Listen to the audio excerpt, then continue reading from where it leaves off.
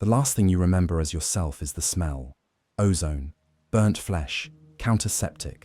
The medbay of the Adeptus Arbites precinct reeks of it. You're strapped to a gurney, unable to move, unable to scream through the gag. The tech priest looms over you, skeletal mechadendrites uncoiling like chrome serpents, each tipped with saws, syringes, neural clamps. You were sentenced 72 hours ago. Heretical activity. Distribution of unsanctioned literature. The verdict was unanimous. Servitor conversion. Now the priest's optical implants were focusing on your skull. A drill screams to life. You feel pressure, then heat.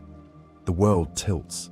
Someone, something, whispers in binary can't you almost understand. Then the darkness rushes in. And when you wake, you won't wake at all. What it's like to become a servitor, the Imperium's most disposable resource. Chapter 1. The Machinery of Faith. In the grim darkness of the far future, there is only war. But war requires infrastructure. War requires labor. War requires countless trillions of hands to manufacture, maintain, repair, and dispose. And the Imperium of Man, spanning 1 million worlds across the galaxy, has found the perfect solution to its eternal labor shortage. Servitors. You've seen them. Everyone in the Imperium has. They're in every factory, every warship, every hive city, every administratum archive. Hunched figures in filthy robes, half human, half machine, shuffling through tasks with mechanical precision.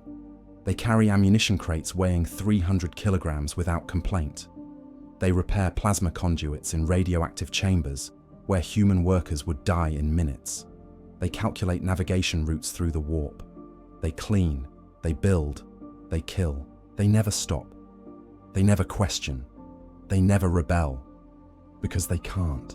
A servitor is a lobotomized human, stripped of free will and identity, reduced to biological machinery. The higher brain functions, creativity, emotion, self-awareness, are surgically removed or chemically suppressed. What remains is implanted with cybernetic hardware, programmed for specific tasks, and deployed wherever the Adeptus Mechanicus or other imperial authorities deem necessary. They are slaves, but the Imperium doesn't call them that. Slavery implies a person capable of being freed. Servitors are tools. Living tools, yes, but tools nonetheless. The tech priests who create and maintain them speak of servitors in the same breath as they discuss hydraulic lifters or data cogitators. Unit 7743 Sigma requires lubrication and neural recalibration. A tech priest might report, as casually as you'd mention changing a battery. That unit 7743 Sigma was once a woman named Jessa, who had 3 children and loved to paint watercolors of her hive block's smog patterns, is irrelevant. Jessa is gone. Only the servitor remains. This is not cruelty for cruelty's sake, the Adeptus Mechanicus insists. It's efficiency. The Imperium requires billions of workers for tasks too dangerous, too monotonous, or too degrading for normal humans. Especially when those normal humans are needed as soldiers, factory workers, or breeders. Building robotic labor from scratch requires massive resources, minerals, forges, skilled labor, STCs that may no longer exist. Servitors, by contrast, require only raw material already in abundance, human bodies. Failed criminals, heretics, the destitute, the expendable. One human can be converted into a servitor in anywhere from 8 to 72 hours, depending on the complexity of the programming. Compare that to constructing a functioning labor automaton, which can take weeks or months and might fail anyway due to corrupted machine spirits or faulty parts. And there's a theological dimension too. The cult Mechanicus believes that flesh is weak, that the Omnissiah's blessing comes through the fusion of human and machine.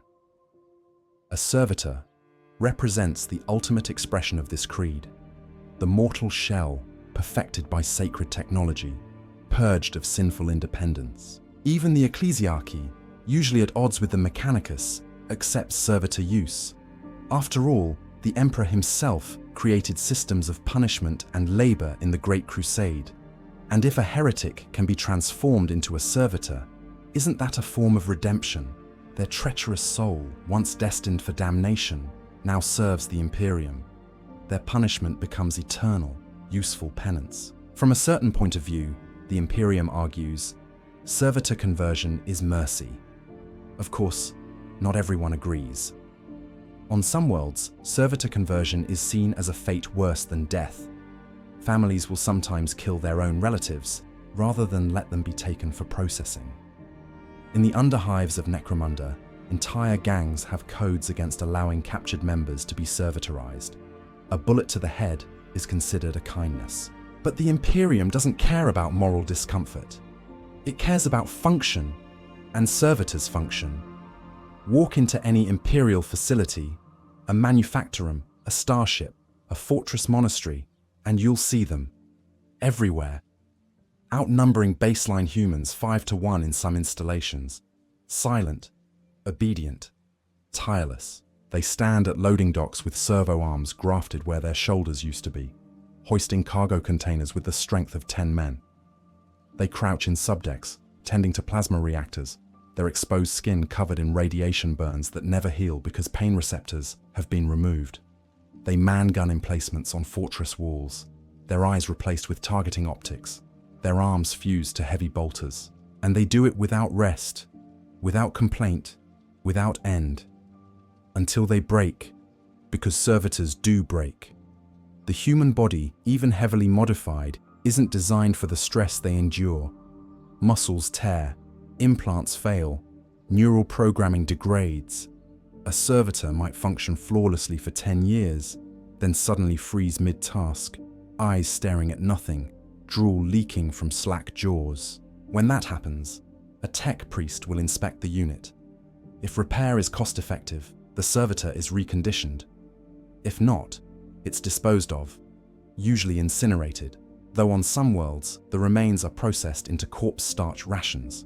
Waste not. The Imperium is vast, brutal, and inefficient in many ways, but in this, it has achieved a kind of perverse elegance. Every resource is exploited. Every body has value. Even in death, especially in death, you serve. And servitors are the purest expression of that philosophy. You might be wondering, how many servitors are there? No one knows the exact number. The administratum doesn't track individual servitors any more than it tracks individual bolts or rivets. But estimates suggest there are trillions across the Imperium. Some forged worlds rely on servitor labor so heavily that servitors outnumber baseline humans 20-1. Mars itself, the holy seat of the Adeptus Mechanicus, is believed to house over 500 billion servitors. They work the foundries, crawl through the ancient tunnels of the planet's crust, maintain the god machines of the Titan legions, and tend to the fabricator general's colossal data vaults. And every single one of them was once a person. Not a good person, necessarily. Many were criminals, but some were simply unlucky. Wrong place, wrong time, wrong accusation. The Imperium doesn't require guilt, only bodies. This is the foundation of the Imperium's labor force. Not heroic workers singing hymns to the Emperor, not gleaming automatons, but lobotomized cyborgs, their humanity scooped out and replaced with code, oil, and obedience. This is the machine that keeps the Imperium running. And you, if you've been sentenced, if you've been marked, if the Arbites or the Mechanicus or the Inquisition have decided you're more useful as a servitor than a citizen, you're about to become part of it. Chapter 2. 1,000 Forms of Servitude. Not all servitors are created equal.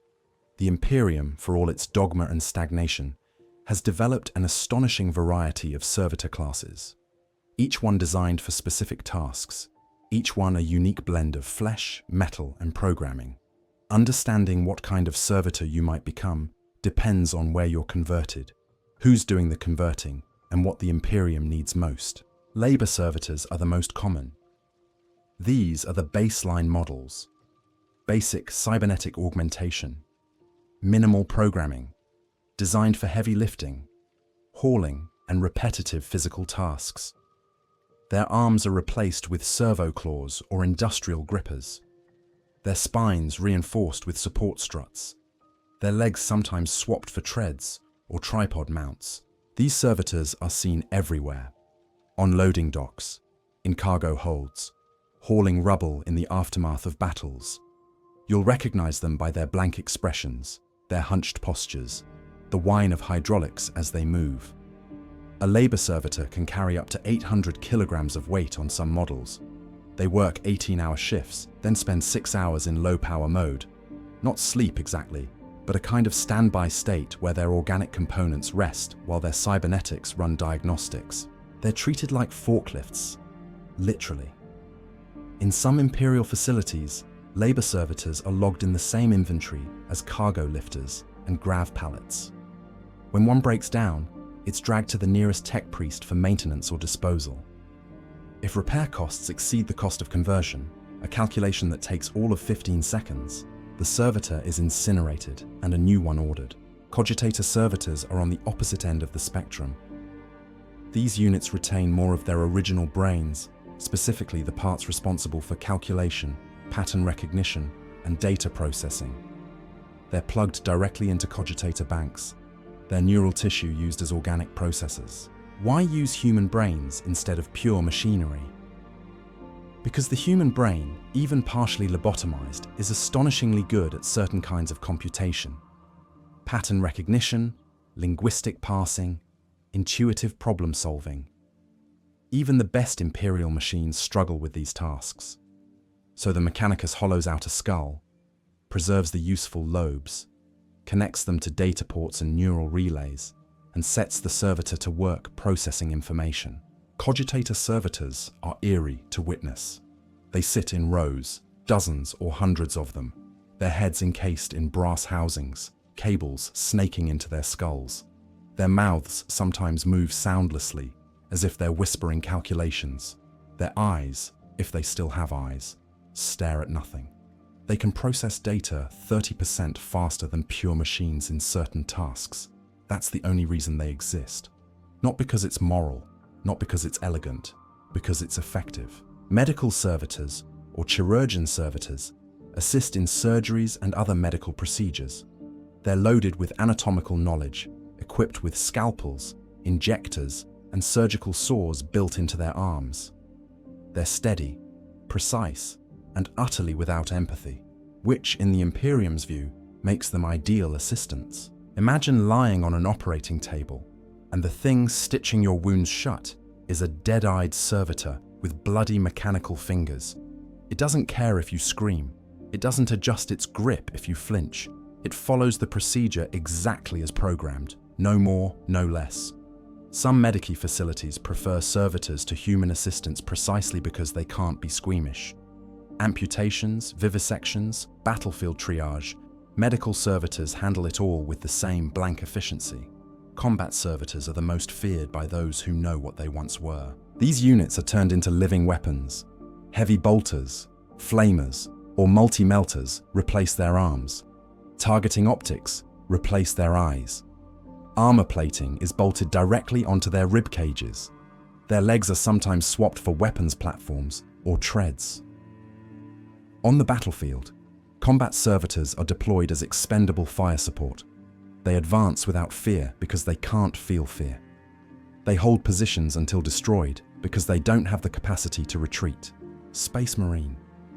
Chapters sometimes use combat servitors as defensive emplacements, living turrets stationed in corridors or on fortress walls. The servitors stand in place for days, weeks, even months, waiting for intruders. When enemies appear, they open fire with programmed precision. But they're not soldiers. Soldiers adapt. Soldiers think. Combat servitors follow preset routines. If the enemy does something unexpected, flanks them, uses cover, the servitor wasn't programmed to account for. The servitor simply continues its programmed behavior until it's killed. Still, they're cheaper than turrets and easier to replace than trained soldiers. So the Imperium keeps making them. Gun servitors are a specialized subset, often mounted on tanks or spacecraft. These are humans stripped down to torso and head, hardwired into weapon systems. They become part of the vehicle, their brain tissue used to control targeting, their remaining limbs fused to firing controls. In some Imperial Navy vessels, gun servitors are locked into turrets for decades. They fire at enemy ships, reload, and maintain the weapons. If the ship is destroyed, they go down with it, unable to escape even if they had the will to try. Lexmechanic servitors assist tech priests with complex rituals and linguistic tasks. They're programmed with dozens of languages, including archaic forms of Gothic, Mechanicus Cant, and even some Xenos dialects. Their vocal cords are often replaced with augmetic speakers, capable of reproducing the exact intonations required for sacred rites. These servitors stand beside tech priests during the blessing of machines, chanting the litany of ignition or the hymn of reactivation in perfect unison. They don't understand the words, they're just playing them back like a recording. Exploration servitors are used for hazardous reconnaissance. They're fitted with atmospheric sensors, voxcasters, and basic survival gear, then sent into toxic environments, rad zones, Xenos ruins, unexplored ship hulks. If they survive, they relay data. If they don't, well, no human lives were lost. The Adeptus Mechanicus has even created cherubim, a grotesque variant made from the corpses of infants and young children.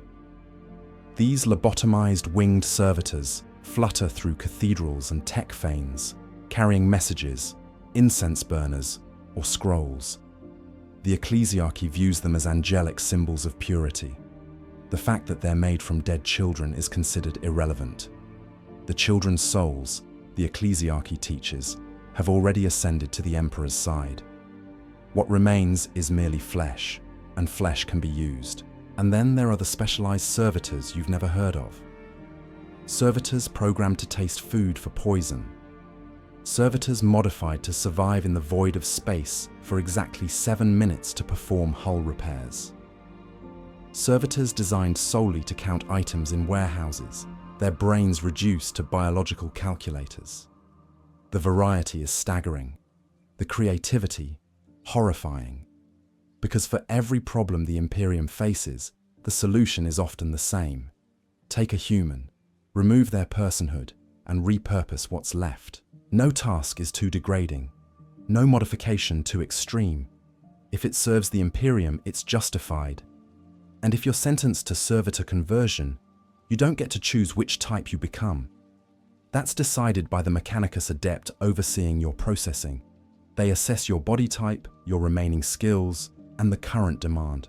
Are you strong? Labor servitor? Good with numbers? Cogitator servitor? Convicted of violent heresy? Combat servitor? Your crime becomes your function. Or maybe there's a shortage of medical servitors on a nearby shrine world, and your body happens to match the specs. Congratulations! You'll spend the rest of your existence standing in an operating theater, handing scalpels to chirurgeons who don't even see you as human. The Imperium has industrialized dehumanization, turned it into a science, a sacrament even. And every servitor you see, shuffling through a corridor, standing silent at a workstation, firing a bolter at enemies it doesn't understand, was once someone with a name, a history, dreams maybe, fears. Now they're tools, and the Imperium calls this efficiency. Chapter 3. The many roads to lobotomy. So how does someone become a servitor? There's no single path. The Imperium is vast, and its methods for acquiring bodies vary wildly depending on the world, the authority, and the current demand. But the most common routes are legal punishment, debt servitude, and religious purification. Let's start with the one most feared, criminal servitorization. On most Imperial worlds, servitor conversion is a legal sentence for serious crimes: heresy, sedition, murder, theft of Imperial property, sometimes even lesser offenses, depending on the planetary governor's whims. The logic is straightforward. You broke the Emperor's law, so you forfeit your rights as a person. Your body, however, still has value. Therefore, you'll serve the Imperium in the only way left to you, as a mindless laborer. The Adeptus Arbites, the Imperium's enforcers, oversee this process on most civilized worlds. After conviction, the criminal is transferred to an Arbites precinct or a Mechanicus facility. From there, the process is bureaucratic, efficient, and utterly without mercy. You're logged into the system. Your biological data is recorded. Height, weight, augmentation compatibility, genetic markers. A tech priest assesses your suitability for conversion. If you're deemed viable, the sentence is carried out within 72 hours. If you're not viable, too old, too sick, too damaged, you're either executed or sent to a penal colony. Servitor conversion is a privilege in a sense. At least that's how the Imperium frames it. You get to serve. On some worlds, particularly those run by the ecclesiarchy, servitor conversion is considered a spiritual mercy. You sinned, and now your sin will be burned away through eternal servitude. Your treacherous thoughts removed. Your weak will replaced with sacred purpose. Families are sometimes informed, sometimes not. Depends on the world. On strict ecclesiastical worlds, conversion ceremonies are public. The condemned is brought before a crowd, their crimes read aloud, and then they're handed over to robed tech priests while hymns echo from cathedral speakers. It's meant to be a warning. This is what happens to heretics. On other worlds, it's quiet, clinical. You're taken to a basement facility, strapped down, and processed like any other piece of meat. Either way, the result is the same. But crime isn't the only route. Debt servitorization is frighteningly common on hive worlds and industrial planets. Here's how it works. You owe money, maybe to a merchant guild, maybe to a noble house, maybe to the administratum itself for failure to pay your tithes. The debt grows, interest compounds. Eventually, it's unpayable, and the Imperium doesn't believe in debt forgiveness. So you're given a choice, a cruel mockery of one. Serve out your debt in a labor camp where you'll likely die of exhaustion or disease within 5 years. Or volunteer for servitor conversion. The word volunteer is doing a lot of work there, because if you refuse, your family might be held liable for your debt, your children, your spouse. And suddenly, volunteering doesn't feel like a choice at all. Once you sign, or thumbprint, or make your mark, because literacy isn't guaranteed, you're transferred to the mechanicus. Your debt is cleared. You're no longer a financial burden. Your inventory. Some hive cities have entire districts where debt servitorization is so common that families plan for it. If I can't pay, I'll convert. At least the kids won't starve. It's treated as a grim but practical solution to poverty. The mechanicus loves this system. It provides a steady stream of bodies without the Arbites getting involved. And because the individuals volunteered, there's no legal ambiguity. The administratum's records show consent. Case closed. Of course, some people try to run, flee to the underhive, change their identity, but the Imperium's reach is long. Debt servitors are tracked, hunted, and retrieved. When they're caught, they're converted anyway, and often assigned to the most degrading servitor roles as punishment for fleeing. Then there's religious conversion, which is perhaps the most disturbing because it's often done to the faithful. On shrine worlds and ecclesiarchy-controlled planets, serving the God Emperor in death is considered the highest honor. And some believers take this literally. They petition for servitor conversion, not as punishment, as devotion. They argue that their mortal weaknesses, doubt, sin, temptation, hold them back from true service. But as a servitor, lobotomized and purified, they can serve without distraction, forever. The ecclesiarchy encourages this on some worlds. They hold ceremonies where the devout line up willingly to be converted. It's framed as martyrdom, a living sacrifice. The tech priests don't care about the theology. They just process the bodies. But here's the thing. You have to wonder how many of those volunteers truly understand what they're signing up for. The ecclesiarchy paints servitor conversion as becoming an angel of service, a blessed machine soul. They don't explain the lobotomy, the loss of self, the pain of the initial surgery.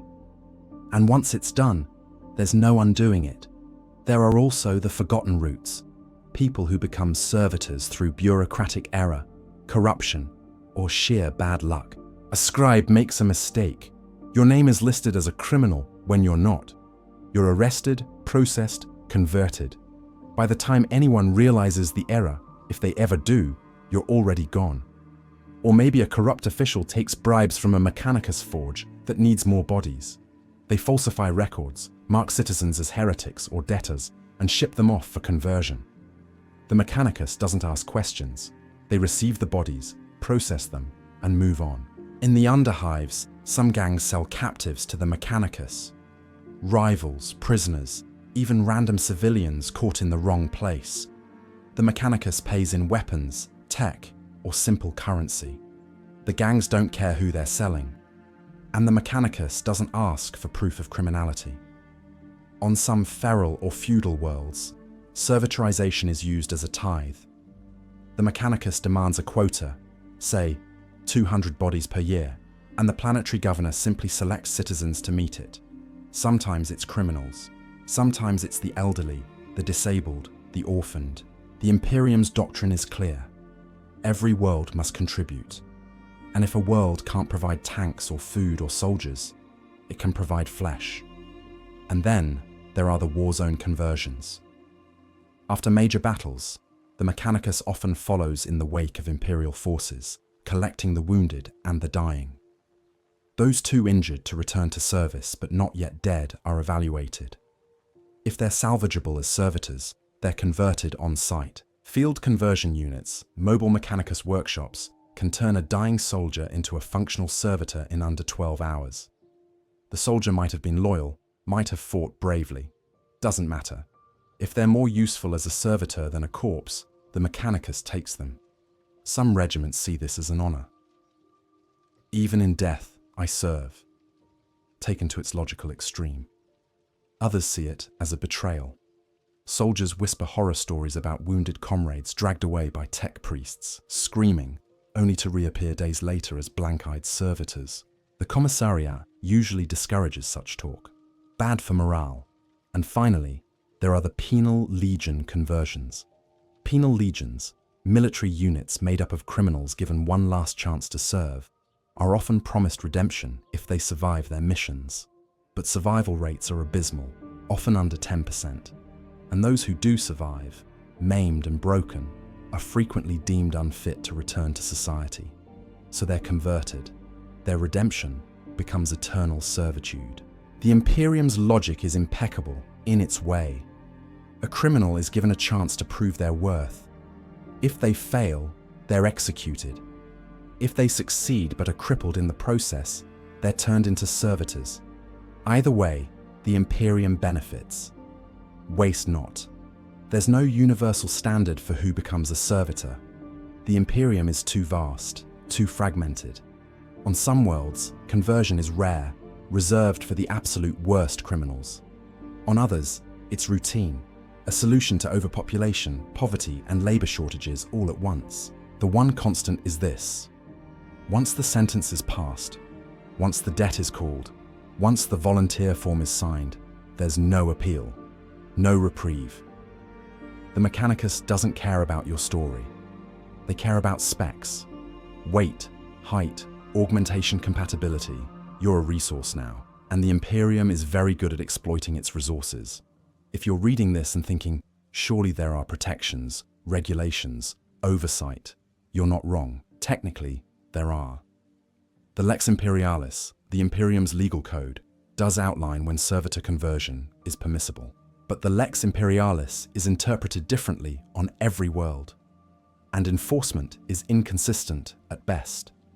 A noble on one world might be immune to servitorization, no matter their crime. A laborer on another might be converted for missing a work quota.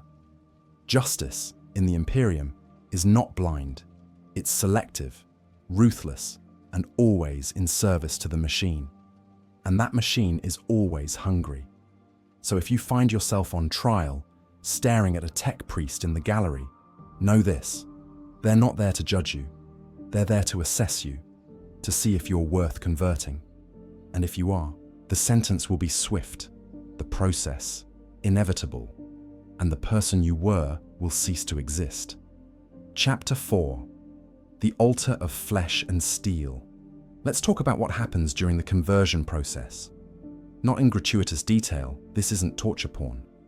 But you need to understand what actually occurs when a human is transformed into a servitor, because the Imperium's propaganda paints it as clean, sacred, even merciful. It's none of those things. The process begins in a conversion facility.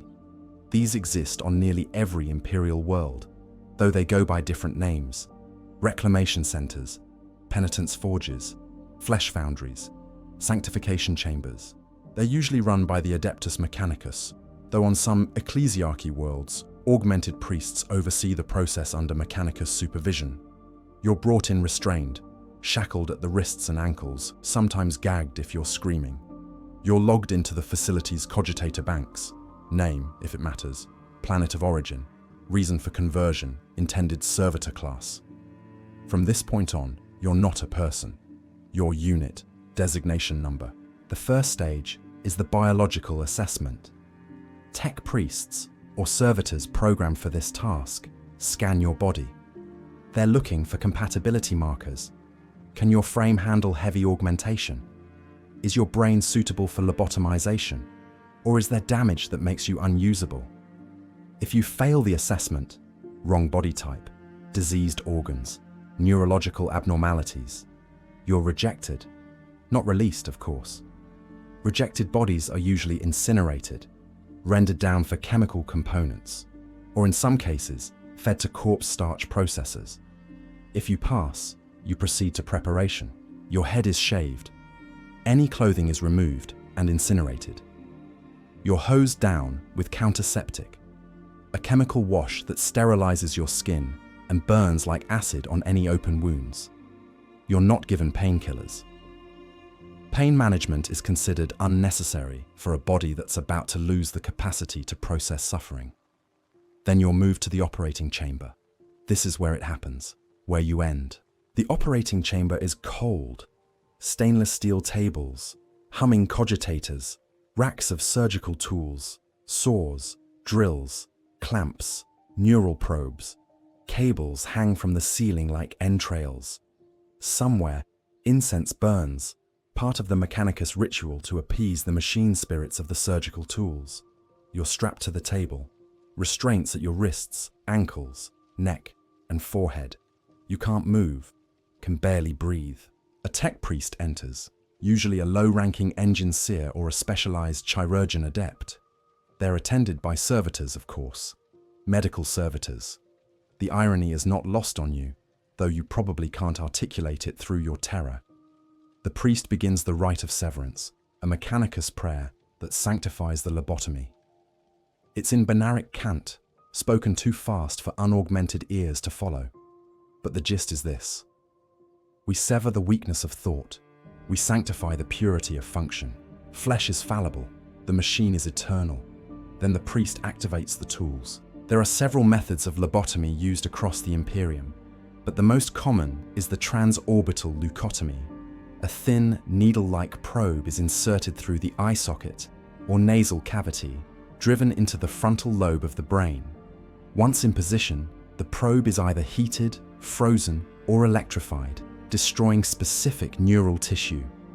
The goal is to eliminate higher brain functions, self-awareness, long-term memory, emotional regulation, abstract thought, while preserving motor control, basic sensory processing, and the ability to follow commands. You're awake for this, not because the Mechanicus is cruel, though they're certainly not kind, but because keeping you conscious allows them to monitor your responses in real time. If you stop reacting to stimuli, they've gone too far. If you're still struggling, they haven't gone far enough. The probe goes in. There's pressure, then a sensation like cold fire spreading through your skull. Your vision fractures, memories surface, your mother's face, the smell of your first meal after a long shift, the sound of rain on a hive roof, and then they dissolve, like sand scattered by wind. You try to hold on to them, try to remember your name, but it's slipping. You are slipping. The priest adjusts the probe. Your body convulses, not from pain exactly. Pain requires a self to experience it, and that self is being methodically erased. But from the raw neurological trauma, then it's done. The probe is removed. Your eyes stare at the ceiling. You're still breathing. heart still beating. But the part of you that could be called you, the consciousness, the identity, the soul, if you believe in such things, is gone. What remains is a shell, biological hardware, waiting for new programming. Next comes the augmentation phase. Depending on the servitor class you're assigned, the tech priests begin installing cybernetics. This part is faster, more mechanical. They work with the efficiency of artisans who've done this thousands of times. For a labor servitor, your arms might be removed at the shoulder and replaced with servo clamps or hydraulic lifters. Your spine is reinforced with metal struts to handle the weight. Your legs might be augmented with piston-driven joints for stability. For a cogitator servitor, the top of your skull is removed, literally sawn open, and interface ports are drilled into your brain. Cables are threaded through, connecting your neural tissue to data banks. Your body is often atrophied after this, since you'll spend the rest of your existence plugged into a cogitator, immobile. For a combat servitor, weapons are grafted onto your arms, a bolter, a flamer, a lascannon. Your eyes are gouged out and replaced with targeting optics. Armor plating is bolted directly onto your ribs and skull. Your legs might be replaced entirely with a tripod mount or treads. The surgery isn't clean. There's blood, lots of it, bone fragments, the smell of cauterized flesh. But the tech priests work without hesitation, their mechadendrites moving in perfect coordination. Servitors assist, holding your limbs in place, passing tools, suctioning fluids. They don't react to your body's involuntary spasms. They've done this before. They'll do it again. Once the augmentation is complete, you're moved to the programming chamber. This is where your brain, what's left of it, is imprinted with commands. The mechanicus uses a device called a neural engram inductor, a machine that writes instructions directly into your remaining neurons. You're taught tasks, how to lift, how to walk in your new body, how to fire a weapon, how to recognize danger, how to obey. The programming is repetitive. The same command loop plays hundreds, thousands of times until it's ingrained. You don't learn in the traditional sense. You're conditioned, like a machine being calibrated. Some servitor classes require more complex programming. Cogitator servitors, for example, need linguistic protocols, data passing algorithms, and error correction routines. This can take days.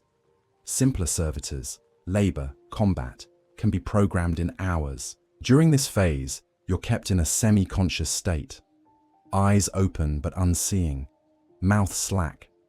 Drool sometimes leaks from your lips because you no longer have the reflex to swallow. You're not in pain. You're not in anything. You're just there. Finally, the sanctification occurs. A tech priest anoints your new body with sacred oils. They carve a serial number into your flesh or stamp it onto a metal plate bolted to your chest.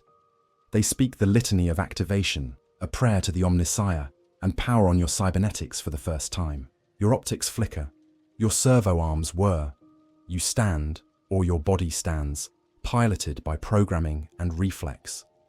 The priest issues a command. Unit 7743 Sigma, lift the crate. And you do, not because you choose to, because that's what you are now, a function, a tool.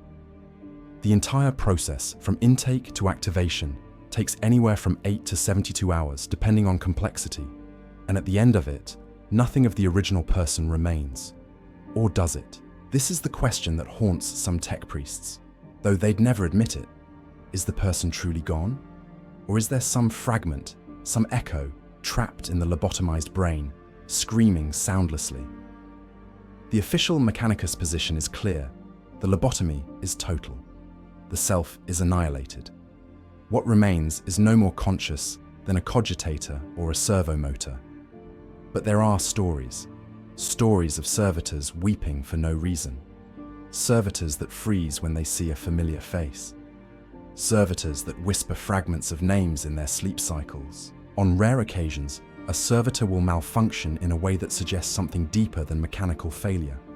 A servitor assigned to a labor crew suddenly stops, stares at the sky, and says a single word, a name, maybe, or a place, before resuming its task. Tech priests call this neural echo, a glitch, residual electrical activity in damaged tissue, nothing more. But those who've seen it up close aren't so sure. What if, in the darkness of a lobotomized mind, some fragment persists? Not enough to think, not enough to act, but enough to feel. Imagine being trapped in a body you can't control, unable to speak, to scream, to die. Just there. Watching your hands perform tasks you don't understand, obeying commands you can't resist. The mechanicus insists this is impossible. The brain simply doesn't work that way. Destroy the frontal lobe, and the self is extinguished. But the brain is the most complex organ in the human body, and the Imperium's understanding of it is crude at best. So maybe there's something left. A ghost in the machine. Or maybe that's just a comforting lie people tell themselves. Because the alternative, that servitorization is a true and total death of the self, is too horrifying to accept. Either way, the process is irreversible. Once you're converted, you're a servitor forever. There's no surgery to undo a lobotomy, no way to restore what was destroyed. Even if someone wanted to free you, and no one does, it's not possible. You are a tool now, and tools don't get second chances. The mechanicus catalogs you, assigns you to a work detail or a military unit, and ships you out. You'll spend the rest of your operational lifespan, 5 years, 20 years, maybe more, performing the same tasks over and over until your body fails. And when it does, you'll be discarded like any other broken machine. No funeral, no remembrance, no name on a memorial wall. Just a serial number in a logbook, marked Unit Deactivated, Disposed. This is the fate of millions across the Imperium, every single day. Men, women, even children on some worlds, stripped of identity, lobotomized, repurposed. And the Imperium calls it necessity. The mechanicus calls it sacred work. And you don't call it anything, because you're not you anymore. Chapter 5. Among the Machines. So you've been converted. You're a servitor now. What does the galaxy look like from the outside? You don't have opinions anymore. You don't have preferences, fears, or desires. But the world around you continues. People interact with you, work alongside you, give you orders. And to them, you're not a person, you're a thing. Let's start with your co-workers, the baseline humans who share your workspace. On a manufactorum floor, you might be stationed next to human laborers. They haul cargo, operate machinery, perform quality checks. You do the same tasks, but faster, without complaint, and without breaks. At first, new workers are unsettled by you. They avoid eye contact. They give you wide berth when passing. There's something deeply wrong about seeing a human-shaped figure that moves like a person, but doesn't act like one. You don't blink as often as you should. You don't shift your weight or stretch tired muscles. You don't chat during downtime because you don't have downtime. You just stand there, blank-eyed, waiting for the next command. Over time, the workers get used to you. They stop seeing you as human. You become part of the equipment. "Hand me that wrench," they'll say, pointing at a tool. Or, "Servitor, move that crate to bay 7. They don't use your designation number. They don't use any name. You're just the servitor. Some workers are kind in a distant way. They'll say thank you after you complete a task. Even though you don't understand gratitude, it makes them feel better, not you. Others are cruel. They mock you, kick you if you're too slow, throw debris at your head to see if you'll react. You don't, you can't, so they laugh and move on. The cruelty isn't personal. You're not human to them, so hurting you isn't a moral issue. It's like kicking a malfunctioning machine. Frustration, not malice. But sometimes, late at night, a worker will stare at you a little too long. They'll notice the scar on your scalp, where the lobotomy probe went in. Or they'll see a flicker in your optics that reminds them of a person they once knew. And they'll wonder, were you someone? Did you have a family? Did you deserve this? Then they'll look away, because thinking about it too hard is dangerous. The Imperium doesn't reward empathy. It rewards compliance. So they go back to work, and you continue standing there, waiting for the next command. Now let's talk about the tech priests. To the Adeptus Mechanicus, you're a masterpiece, a fusion of sacred flesh and blessed machinery. You're proof that the Omnissiah's will can transform the weak and sinful into something useful. Tech priests monitor you constantly. They check your augments, recalibrate your programming, lubricate your joints. This isn't care exactly, it's maintenance. The same attention they'd give to a plasma reactor or a Knight Titan. But there's a strange reverence to it. When a tech priest adjusts your servo arm, they murmur a prayer. When they replace a burned-out optic, they anoint it with sacred oils. You're a tool, yes, but a holy tool. Some tech priests speak to you, not because they think you understand, but because the ritual demands it. Unit 4521, Theta. Your service honors the Omnissiah. They'll say while tightening a bolt in your spine, you don't respond. You can't. But the priest nods, satisfied, and moves to the next servitor in the bay. On forgeworlds, tech priests sometimes grow attached to specific servitor units, particularly complex ones like cogitator or medical servitors. They'll note your efficiency, your uptime, your error rate. A particularly well-functioning servitor might be kept in service for decades, receiving constant upgrades and repairs. But this isn't affection. It's pride in craftsmanship. You're a well-made tool, that's all. If you break beyond repair, the same tech priest who maintained you for 20 years will deactivate you without hesitation and requisition a replacement. Sentiment is inefficient. Then there are your commanders, the officers and overseers who deploy you. On a battlefield, you're commanded by Imperial Guard officers, Space Marine sergeants, or Navy rating officers. To them, you're a tactical asset, disposable but useful. A guard officer might position you at a choke point with your heavy bolter and order you to hold until relieved. Relieved is a polite fiction. You'll hold until you're destroyed. The officer knows this. You don't. Space Marines treat servitors with cold pragmatism. They'll use you as mobile cover, advancing behind your armored bulk. If you're torn apart by enemy fire, they'll step over your remains and continue the assault. It's not cruelty, it's tactics. You're a tool.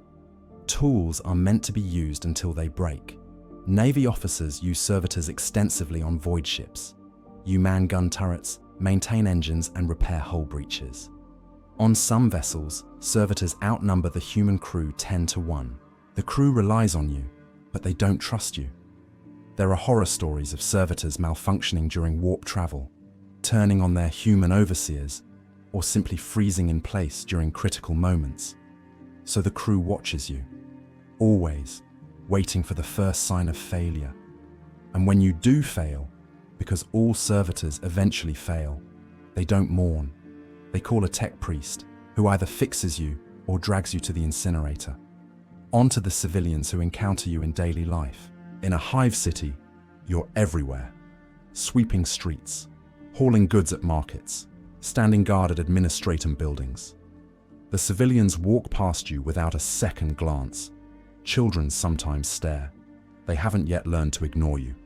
They notice your mechanical limbs, your dead eyes, the cables snaking from your skull.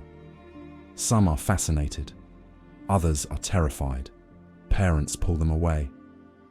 "Don't look at it," they whisper. "It's just a servitor." Just. On shrine worlds, you're part of the sacred architecture. You stand in cathedral alcoves, holding incense burners or reliquaries. Pilgrims pass you, murmuring prayers, never acknowledging your existence. Your furniture, decoration, a living statue. And in the underhives, you're feared. Gangers know that servitors are sometimes used by enforcers or rival gangs. A combat servitor walking through an underhive tunnel means someone's about to die. But you're also pitied, because everyone in the underhive knows someone who was taken for servitor conversion. A brother, a friend, a lover. They look at you and wonder, is that them? Are they still in there? But they never ask. Asking implies you're still a person, and if you're still a person, then servitorization is a crime. not a sentence. And the Imperium doesn't commit crimes. It delivers justice. So they look away, and you continue your patrol, unaware of their fear, their pity, or their silent grief. Let's talk about failure and how it's perceived. Servitors break down. It's inevitable. Overwork, poor maintenance, or simple degradation of organic components. When you fail, the response depends on who you're serving. A tech priest will run diagnostics. They'll determine if you're worth repairing. If yes, you're hauled to a workshop, your faulty components replaced, and you're reactivated. If no, you're deactivated and recycled. A guard officer will curse, kick your inert body, and requisition a replacement. Your remains might be looted for usable parts, or simply left where you fell. A factory overseer will file a report noting the downtime caused by your failure. You'll be replaced within hours. Your remains are incinerated in the same furnaces that power the manufactorum. No one mourns, because mourning implies loss. And you're not a loss. You're a broken tool, regrettable perhaps, in the sense that replacing you costs time and resources, but not tragic. And here's the thing, you don't even know you've failed. One moment, you're performing a task, lifting a crate, firing a weapon, processing data. The next, you're not. There's no pain, no fear, no sense of ending. Your operational existence simply stops. And from the perspective of those around you, nothing of value was lost. But sometimes, just sometimes, someone notices. A laborer who worked beside you for years pauses when you're dragged away. They don't say anything, but there's a flicker, a moment of recognition that you were there, a constant presence, and now you're not. A tech priest hesitates before deactivating you. Your designation number is familiar. You've been in their service for decades, longer than most servitors last. They pause, just for a second, then they flip the switch, and you power down. Later, alone in their workshop, they might log your service record. Unit 4521 Theta, 47 years of operation, exemplary efficiency, deactivated, date 3.4556, Nice 7 M41. It's not sentiment, it's data. But data is how the Mechanicus remembers. And maybe, in their own cold way, that's the closest you'll ever get to being missed. In the wider Imperium, no one notices when a servitor stops functioning. There are trillions of you. Millions are deactivated every day, replaced by fresh conversions. You're part of a vast churning system, a cog in a machine so large that individual cogs are meaningless.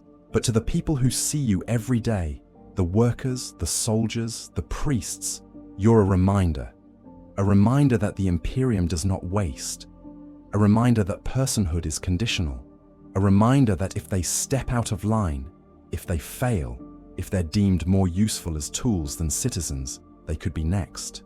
You don't know any of this. You can't, but they do. And so they work harder, obey faster, question less, because the alternative is standing where you stand, blank-eyed and hollow, waiting for a command that will never stop coming. Chapter 6. The Daily Operation. You don't sleep, not anymore. Your cogitator core enters a low-power cycle for 3.2 hours every 26-hour shift. Your organic components rest, what's left of them, but you never dream. Dreams require a self. You have protocols. Go 400 hours. Reactivation. The manufacturum floor materializes in your vision as your ocular implants calibrate. 67 workstations, 14 assembly lines, temperature, 43 degrees Celsius, humidity, 82%, acceptable parameters. Your task queue loads automatically, 847 items. Estimated completion, 18.6 hours. You move. Your supervisor, a junior tech priest named Hadron 7, doesn't look at you as you pass. Why would he? You're no more worthy of attention than the conveyor belt or the stamping press. Less, perhaps. Those machines don't require maintenance as often as you do. Your left leg servo whines. It's been whining for 6 days now. The sound registers in your audio receptors at 73 decibels. A persistent mechanical scream that would drive a human to madness. You note it. File a maintenance request. Continue working. The request is marked. Priority level 9. Non-critical. Expected repair window. 34 days. Your hands, one flesh, one augmetic, reach for the first component, a power cell housing for a laser gun. You place it in the alignment cradle. Your right hand triggers the welding arc. Your left hand rotates the component at precisely 15-degree intervals. Weld, rotate, 12 seconds per unit. You've done this 2.7 million times. Around you, the manufactorum breathes with mechanical rhythm. Stamping presses fall like thunder every 4.8 seconds. Conveyor belts shriek. Coolant sprays hiss into scorching metal, and servitors move through it all like silent ghosts, each locked into their own narrow corridor of purpose. Unit 773 Theta works 3 meters to your left. You were converted in the same batch. You remember this because the data is stored, not because it means anything. 773 Theta performs the same task you do, has the same modifications, the same programming. You are functionally identical. Yesterday, 773, Theta's power cell failed. You watched, the data entered your optical processors as it collapsed mid-task. Its augmetic arm still reached for a component, even as its organic parts ceased functioning. The quality control servitor registered the stoppage. The maintenance servitor arrived within 90 seconds. They dragged 773 Theta to the recycling chute. Not the repair bay, the recycling chute. You noted this, filed it, continued working. A human would have felt something. Fear, perhaps. Sorrow for a fallen companion. Recognition of their own mortality. You process it as data. Servitor failure rate in Manufactorum Delta 7. 3.4 per 1,000 per month. Your unit is approaching 8,000 hours of operation. Statistical likelihood of catastrophic failure increasing by 0.3% per 1,000 hours. You weld, rotate, weld, rotate.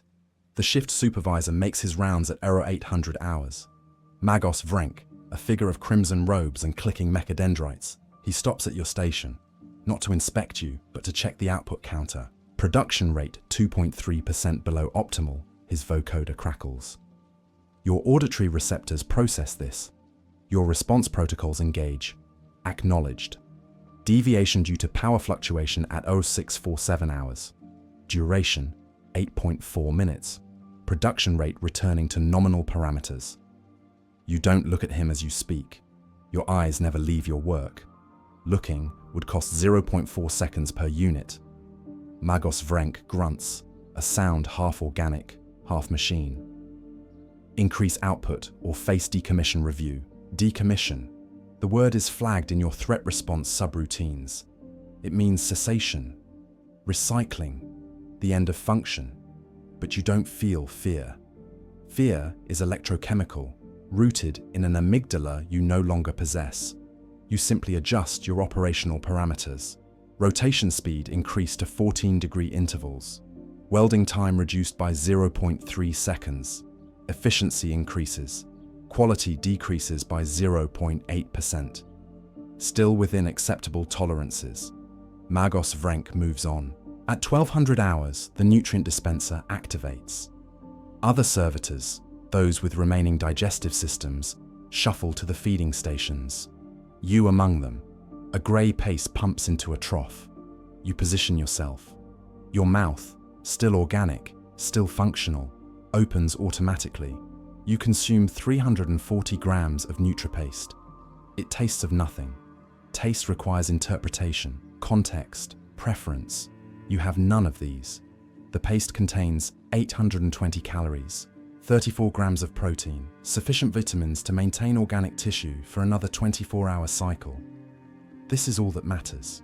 This is all you process. A tech adept walks past the feeding station. Young, still mostly human. He looks at the row of servitors hunched over the trough and his face twists. Disgust, pity. The emotion recognition subroutines you retain identify it but assign no value. His feelings are irrelevant to your function. He mutters something to his companion. The Omnissiah's mercy, I'd rather die than end up like that. His companion, older, more heavily augmented, shrugs with a servo arm. They don't know the difference. Probably peaceful in a way. No wants, no fears, just purpose. You continue feeding.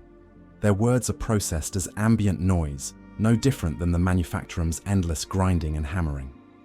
At 1400 hours, your maintenance alert finally triggers a response. Not for the whining servo in your leg, that remains ignored, but for the las pistol mounted to your right shoulder. Standard armament for manufactorum security servitors. You were reclassified 400 hours ago when production delays required additional security measures. A maintenance servitor approaches. It is less sophisticated than you, a quadrupedal thing of treads and grasping claws. It carries a toolkit welded to its chassis.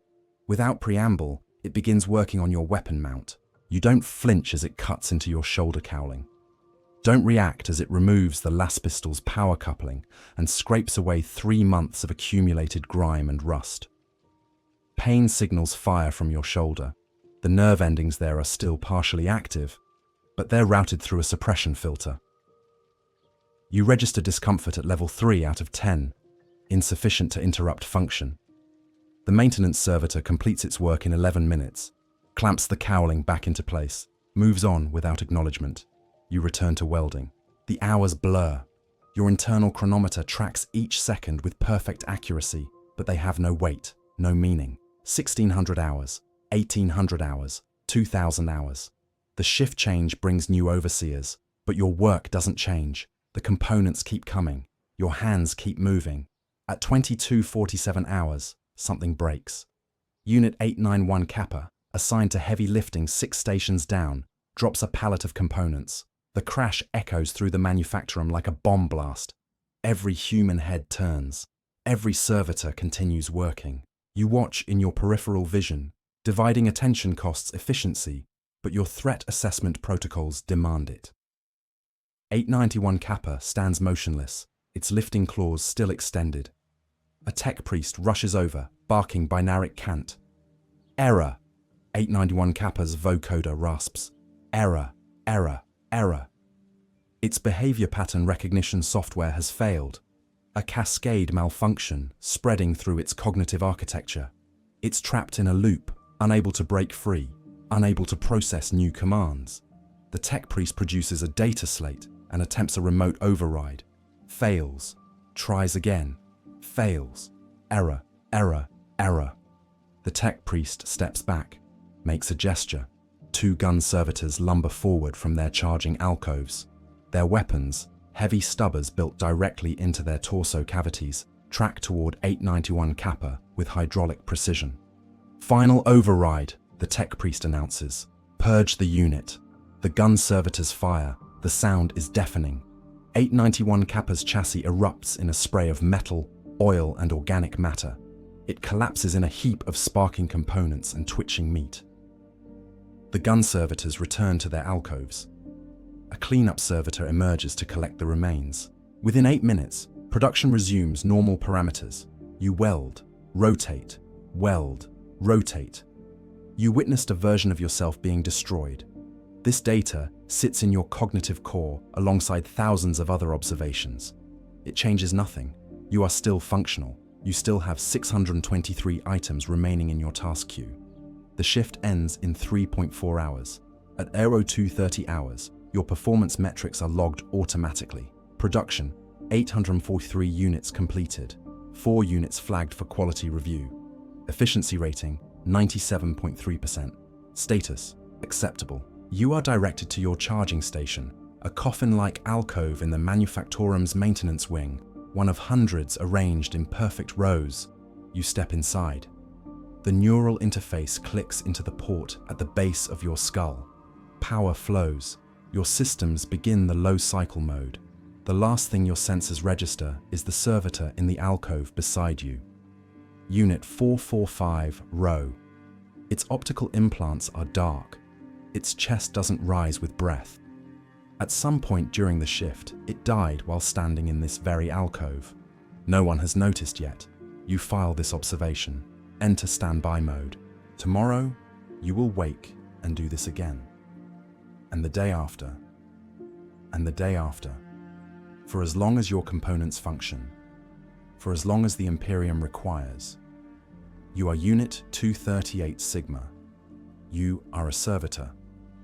You are doing exactly what you were made to do.